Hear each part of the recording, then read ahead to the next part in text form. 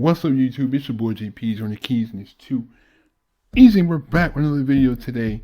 Napoleon's invasion of Russia, 1812. We are steadily progressing in the timeline. Let's just get it, bruh. Russia.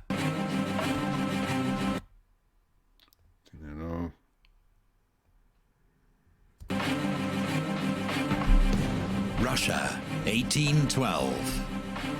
Napoleon invades his former ally with the largest army Europe has ever seen. But for the French Emperor, the decisive blow remains frustratingly beyond reach. Russia's resilience is unlike anything he's ever encountered. And as winter closes in, his army begins the most infamous retreat in history.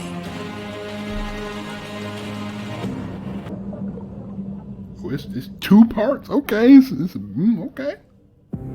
In 1807, following his defeat of the Russian army at Friedland, Napoleon had traveled to Tilsit to meet the Russian Emperor Alexander.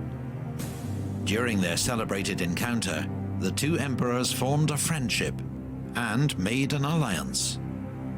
But it was not to last. Yeah, because I was wondering, I'm like, didn't they get peace earlier? Because I remember it was, now they knocked Russia out of the war at that point.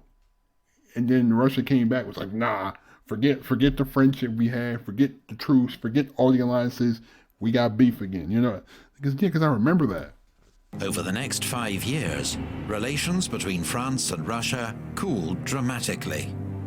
The Russians were irritated by Napoleon's creation of a Duchy of Warsaw in Poland, which they regarded as meddling in their own front yard. They feared it would lead to the return of a fully fledged Polish state, a traditional thorn in Russia's side. Then there was Napoleon's offer to marry Alexander's sister, Grand Duchess Anna Pavlovna, to cement their alliance. But the Romanovs hated the idea, and after a year of Russian prevarication, Napoleon married Marie-Louise, daughter of the Austrian emperor, instead. Oh, Napoleon, you sneaky dog, you. Political advantage. You marry him for political advantages. You are a sneaky dog. I respect it, but it's sneaky. He said, the one from Russia not going to let me do it? Hey, I'll get the one from Austria. I get whatever one I want. He's savage. Later that year, Napoleon broke a guarantee made at Tilsit and annexed the Duchy of Oldenburg, ruled by Alexander's sister's father-in-law. Oh, nah, man. You messed up. Worst of all was the fallout over the continental system. Napoleon's not very effective economic blockade against Britain, designed to cripple his most steadfast enemy. Alexander had agreed to join the continental system at Tilsit, but it was hugely unpopular in Russia and ruinous to her finances during a period of economic crisis. When Napoleon found out that Russia was flouting the rules of the system and had resumed an illicit trade with Britain, he was furious.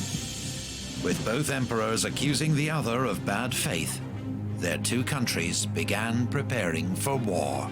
Again. At Tilsit, Russia swore an eternal alliance with France. Now she breaks her oaths. Does she believe us degenerate? Are we no longer the soldiers of Austerlitz?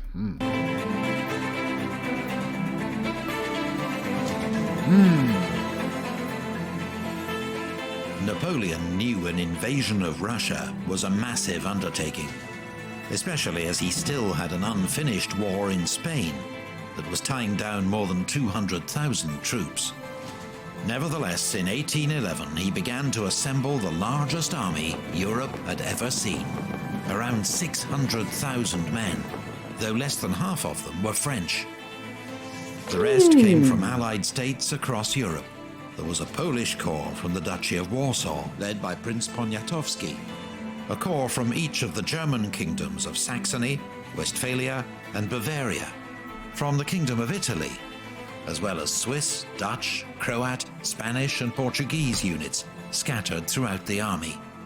I figured that he would use some of the countries, but you got 600,000, over 500,000 men in your. Ooh, that's a lot of people, man. There were even contingents from Prussia and Austria, France's recent enemies, now uneasy allies.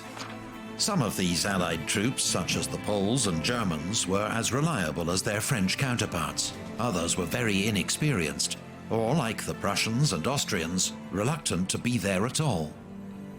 This gigantic formation was deployed in 3 armies. I don't blame The him. main force under Napoleon himself, another led by his stepson, Eugene, and a third led by his younger brother, Jerome, King of Westphalia. So this is just a family. This is a family empire. I like because he's basically giving all the countries to his brothers and sisters. So I mean, it wouldn't be surprised he got his whole family here. Neither of these two were experienced commanders. Though one would distinguish himself on campaign, the other would not.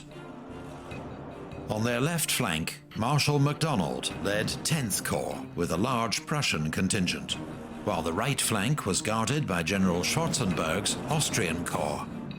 Another 100,000 troops were in reserve, including Marshal Victor's 9th Corps. Initially, the Russians only had 220,000 men to face this juggernaut, organized into Barclay de Tolly's First Army, Prince Bagration's Second Army, and General Tomasov's Third Army. They would be outnumbered 2-1. But in the run-up to war, Russia scored 2 crucial diplomatic triumphs. Sweden had been at war with Russia just 3 years earlier, a conflict which cost her Finland. By a curious turn of events, Sweden was now ruled by Napoleon's ex-marshal Bernadotte. But after Napoleon occupied Swedish Pomerania without warning, a furious Bernadotte promised Russia that Sweden would remain neutral. Meanwhile, a peace treaty with the Ottoman Empire ended Russia's 6-year war against its southern rival. These 2 agreements secured Russia's flanks from any strategic threat. Just in time. Just in time. The timing couldn't be any better for Russia. You get your north and south flank out of the way. Get them out of the way. We don't gotta worry about nobody from no Turks coming in and attacking us, or no Swedes. Like, bro, the timing couldn't be any better. And freed up troops to face Napoleon's invasion.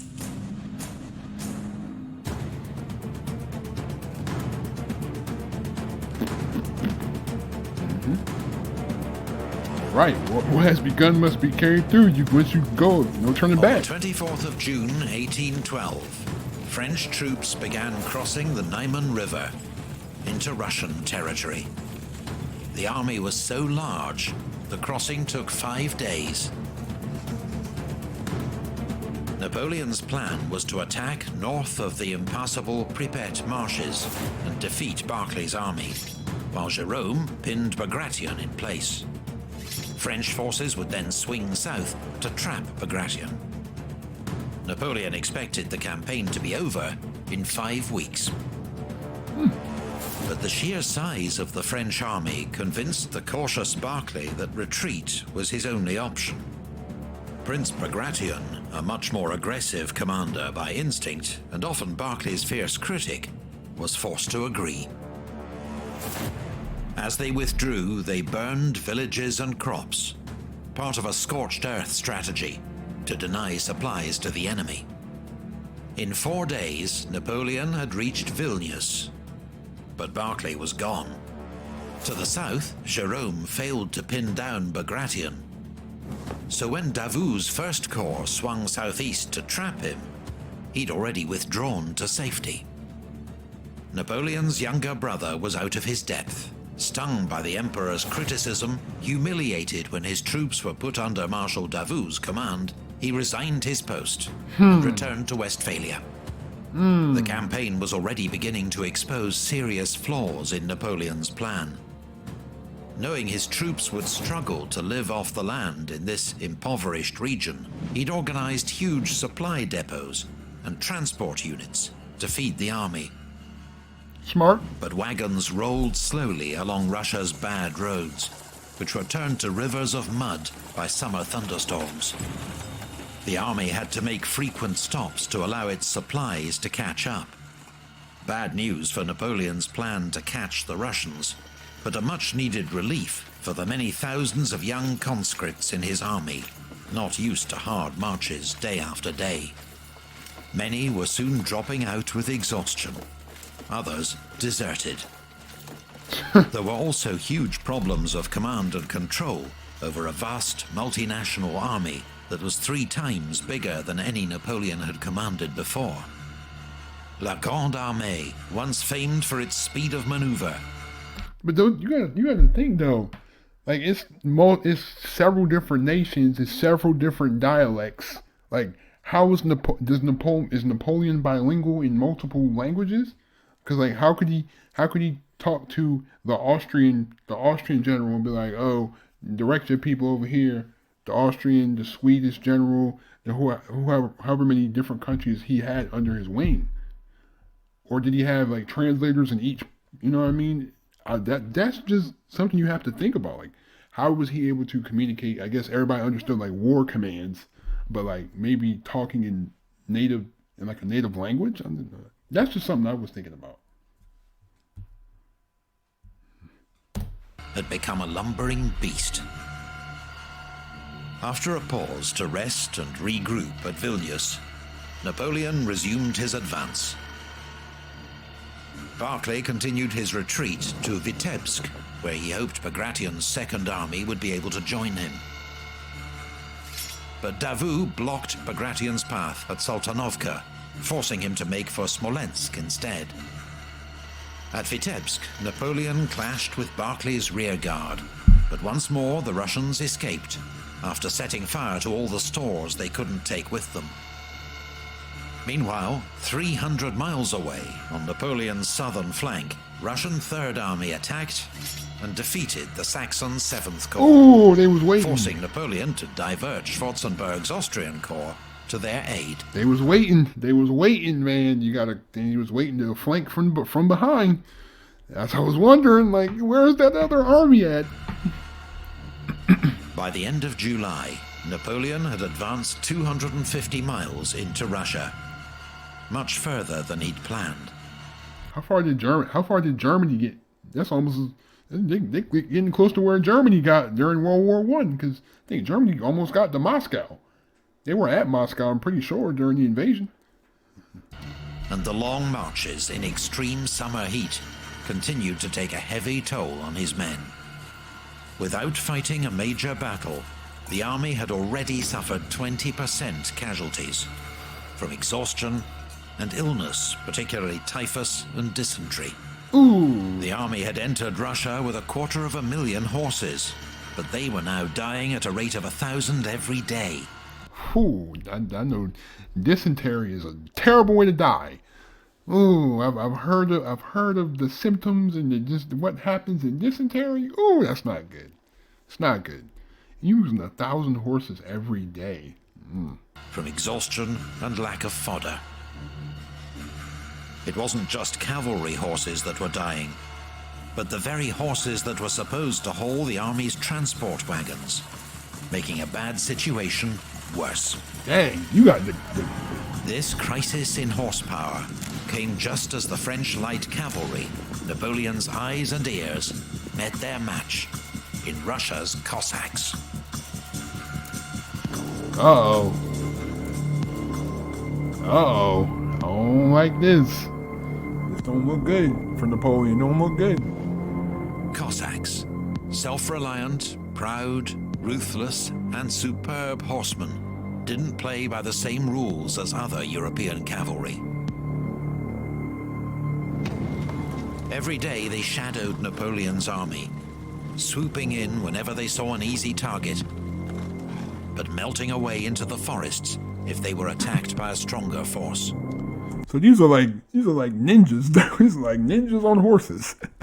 You come in, attack, and just dive into the woods.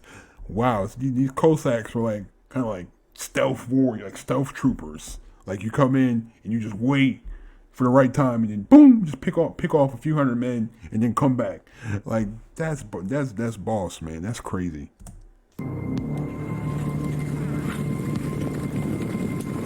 Cossacks, as well as Russian partisans, made hit-and-run attacks on French supply lines and depots, forcing Napoleon to divert thousands of troops to their defense. And they attacked the supply lines. Besides Russian regular light cavalry, they also prevented French patrols from carrying out reconnaissance, which meant that Napoleon often lacked good information about roads or the enemy's whereabouts. Napoleon stayed 16 days at Vitebsk, resting his troops and considering his options. Among his many mounting concerns was the security of his long, exposed flanks. But at Vitebsk, he received news that Schwarzenberg had defeated the Russians at Gorodezhna. A week later at Polotsk, a French Bavarian force fought Wittgenstein's Russian First Corps to a standstill. Napoleon's flanks were secure for now. Although his main force had been reduced to less than half its original strength, Napoleon decided to push on to Smolensk and try to force the Russians into a decisive battle for the city. Barclay was indeed under pressure to give battle from fellow commander Prince Bagration and Emperor Alexander in St. Petersburg. The army's morale and Russia's honor required it, they told him.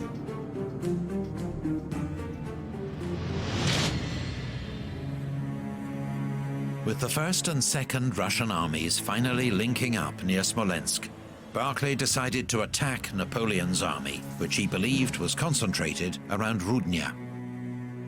The offensive was led by General Platov's Cossacks, who surprised a French cavalry division at Inkovo. But alarmed by false reports that Eugene's Fourth Corps was outflanking him to the north, Barclay called off the attack. Napoleon, reassured that Barclay's offensive posed no real threat, began a grand outflanking move to the south to take Smolensk and cut off the Russian retreat. The so-called Smolensk maneuver was Napoleon at his best, using Murat's cavalry to screen his movements and keep Barclay in the dark. Oh, look at this. Oh, can you create a diversion, then go around the that noodle, that military noodle.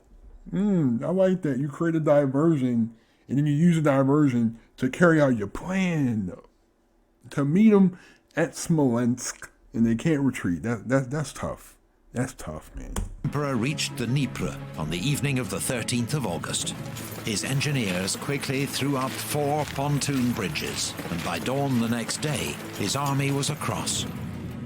Marshal Davout led a second column across the river at Orsha. But a single Russian division, the 27th, fought a heroic fighting retreat from Krasny, delaying the French advance and buying time for Bagration to reinforce the Smolensk garrison. No. The chance for a surprise assault on the city was lost. Oh, man.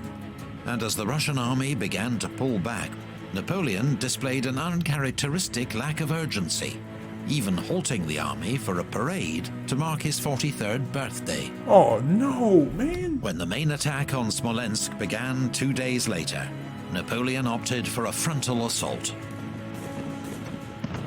150 French guns battered the city as 3 French corps attacked its medieval fortifications. The Russians resisted bravely, but Barclay, fearing encirclement, ordered another retreat. With Smolensk in flames, the Russians began to pull out. Just as the French fought their way into the city, to scenes of utter devastation. Bagration's Second Army withdrew first. As Barclay's army followed, its rear guard was caught by Ney's Third Corps at Valutino. General Junot, commanding the Westphalian 8th Corps, had orders to cut off Barclay's retreat. But having crossed the river, he did nothing, and the opportunity was lost. A furious Napoleon swore that Junot would never now win his marshal's baton. The Battle of Smolensk cost both sides around 10,000 casualties and destroyed one of Russia's most historic and holy cities, but settled nothing.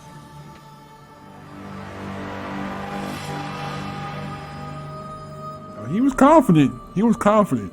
He said he gonna force y'all to surrender whether you like it or not. He's confident. I like it.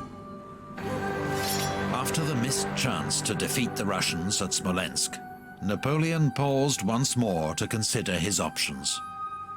His men were weary and far from home, and it was already late in the campaigning season. He considered sitting out the Russian winter at Smolensk and resuming the campaign in 1813. But now he was just 230 miles from Moscow. A century earlier, Peter the Great had moved Russia's capital to St. Petersburg. But Moscow remained its historic and spiritual heart, a prize for which the Russians had to fight.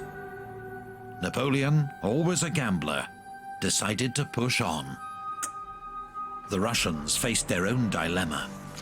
Emperor Alexander had experienced a kind of religious epiphany that summer and rallied the Russian people to the country's defense, describing the war with Napoleon as a war to save Holy Mother Russia from the Antichrist. For months, the emperor had received conflicting advice to stand and fight or retreat. Now he decided change was needed. The cautious General Barclay kept his job, but the emperor summoned General Mikhail Kutuzov to take overall command of Russia's armies. Kutuzov had been beaten by Napoleon at Austerlitz 7 years before, but he'd since won several victories against the Ottoman Empire and was a true Russian, loved by the troops. Although Kutuzov agreed with Barclay's strategy of delay, he saw that constant retreats were destroying the soldiers' and the nation's morale. If Moscow was given up without a battle, the fallout could be disastrous.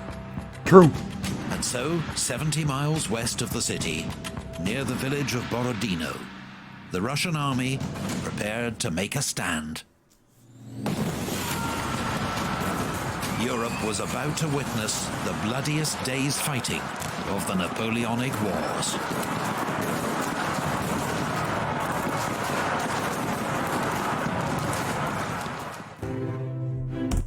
Okay, Borodino will be the next video we do in this series.